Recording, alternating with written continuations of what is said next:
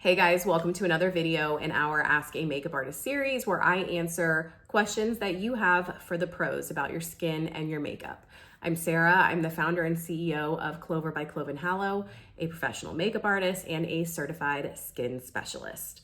So today's question is one I'm really thrilled to dive into because it's something I have a lot of firsthand personal experience with, and that is your makeup just not looking good on your skin. So textured skin, bumpy skin, flaky skin, patchy skin, like your skin looks really good for maybe a few minutes when you first put on your skincare, and then anything else you do to it, you feel like accentuates all of these issues that you have, and it just doesn't look right. If this sounds familiar to you, you are in good company. This is a very common issue that people have. I see it in myself and on clients all the time. But there's some simple tips, which are 90% skincare based, that I'm gonna give you to help. If you have bumpy, flaky, patchy skin that just doesn't look right under makeup, the first thing we need to talk about is exfoliation. And you're probably thinking, I already exfoliate 3 times a week. I'm actually not gonna tell you to exfoliate more, I'm gonna tell you to exfoliate less. Something happened within the last few years where the answer to everything is exfoliation, and it's exfoliation in all these different ways: chemical exfoliation, physical, scrubs, shaving your face. It's too much.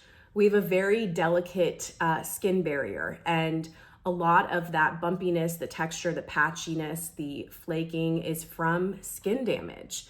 So what I'm gonna recommend is, unless you are not exfoliating about once a week, in which case I would exfoliate about once a week, cut back to once a week, because I think most people, when they look at their entire product routine of what has acids like glycolic, lactic, mandelic, salicylic, shaving their faces, using some sort of scrub or exfoliant, you're probably exfoliating a lot more than you think you are, and it's actually doing more damage than good. In a similar vein, we need to talk about hydration to repair and boost your skin barrier. So a lot of people, when they have texture, when they have breakouts, when they have patchy skin, their answer is to exfoliate, throw on some benzoyl peroxide. But there's a reason why in Korean skincare, for example, and obviously Korean skin is incredible generally speaking. Yes, there's a genetic component, but it's also that their approach to skincare is very hydration based. So when they'll get a breakout, they're not throwing a bunch of drying and acidic products on it. They are excessively hydrating the area with the goal of boosting the skin's natural function by giving it the nutrients, moisture, and hydration it needs to optimally function. That is our goal here. Even if you're oily skinned, hydration is key. The best way to achieve this is by layering products. Skincare routines do not need to be complicated, and in fact, for your skin barrier, often simple is better. So here is sort of my ideal layout for most people. You've cleansed your skin. Now you're gonna go in with a face mist or some sort of really thin, watery textured, hydrating spray, essence, what have you. Then you're gonna go in with an actual water-based serum, then your moisturizer, and then if you need even a little more, the oil. The reason you wanna do this is because layering from water to an emulsified moisturizer to an oil means that you're locking in the moisture that can't escape through that oil. So basically, if you were just using a hydrating serum, it's gonna evaporate and leave your skin dry. So this layering locks everything in, and it works so beautifully to keep your skin plump and soft and hydrated. Again, this is something we wanna do even if you have acne, even if you have texture, because you're restoring the function of your skin back to optimal and giving it the space to heal the damage of acne, of flakes, of scarring, all that stuff. Again, on the topic of skin barrier, we now need to talk about cleansing properly. So something I started sort of parsing out years ago was the importance of cleansing deeply and fully. So I noticed that I could get a really simple facial where they were using essentially the same products as what I use, but my skin felt so much better.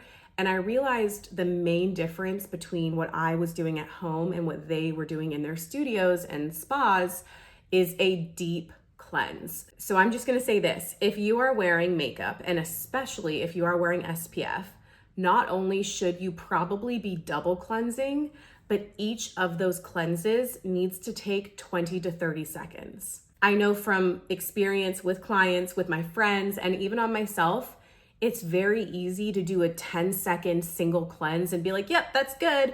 I promise you that is not enough time to actually break down all of the crud that is built up on your skin, including the makeup and SPF that you put on in the morning. And that is leaving behind pollutants and irritation that are going to damage your skin barrier and prevent your skincare from working as best as they can. So you can do a more traditional double cleanse, which is oil or balm and then a regular cleanser, again, doing 20 to 30 seconds of each. Or you can double cleanse with just like a regular cleanser, meaning just use it twice. Again, 20 to 30 seconds each. Lastly, let's talk about a step you can do right before applying your makeup that should help, which is using a primer. So the difference between skincare and primers, in my opinion, is primers are developed to work synergistically under your makeup, whereas skincare are just meant to treat your skin. So if you were to apply a moisturizer and then go straight in with your foundation, it probably won't look right and lay right. Whereas going straight in with a foundation over a primer is how it's meant to be done. So on top of all this skincare, which might take a few weeks to a month to start see the improvement happening, you can layer in a really hydrating primer or one of those like kind of silky, pore filling, smoothing, silicone-ish primers as well. It's just a nice way to kind of fake it a little bit, smooth out any like flakes, fill in pores, that kind of thing.